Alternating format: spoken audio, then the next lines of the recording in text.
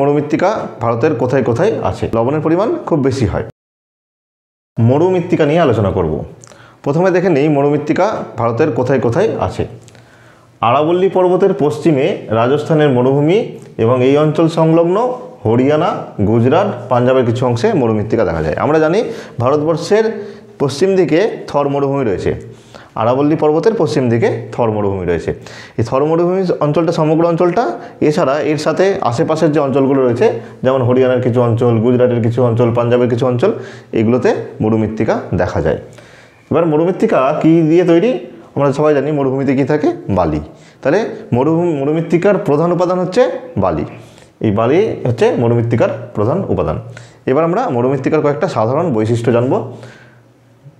এই মাটির রং, মরুমৃত্তিকার রং হয় ধূসর বাদামি, বাদামি হলুদ বা হালকা হলুদ হয়। তাহলে কেমন ধরনের রং হয়? ধূসর বাদামি, বাদামি হলুদ বা হালকা হলুদ রঙের এই মাটিগুলো হয়ে থাকে। মাঝারি থেকে মিহি দানা গঠনযুক্ত হয়।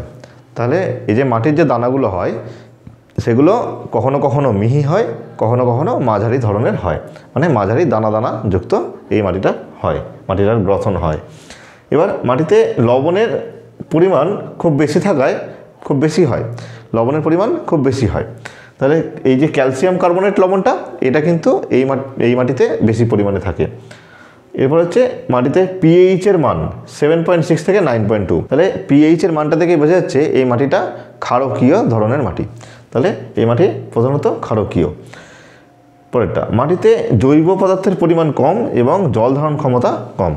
মাটিতে জৈব পদার্থও কম, আবার জল ধারণ ক্ষমতাও কম। এর ফলে কী হয়? এই মাটি কিন্তু অনুর্বর প্রকৃতির, জৈব পদার্থ নেই, আবার জল ধারণ ক্ষমতাও কম। সেজন্য এতে ফসল চাষ খুব একটা ভালো হয় না। তবে জলসেচ করে এই মাটিতে ফসফেট বেশি থাকার কারণে জলসেচ করে কিন্তু অনেক ধরনের ফসল ফলানো যায়। কি কি ফসল ফলে? গম, যব, মিলেট, তুলা, ডাল, তৈলবীজ, ভুট্টা ইত্যাদি কিন্তু এই মাটিতে খুব ভালো হয়। তাহলে কি বললাম? জলসেচ করে, মাটিতে ফসফেট থাকার কারণে এই মাটিটা কিন্তু চাষবাস ভালো হতে পারে, কিন্তু জল ধারণ ক্ষমতা কম বলে জলসেচ করতে হয়। জলসেচ করে এই মাটিতে গম, যব, মিলেট, তুলা, ডাল, তৈলবীজ, ভুট্টা ইত্যাদি ফসল কিন্তু চাষ করা যায়।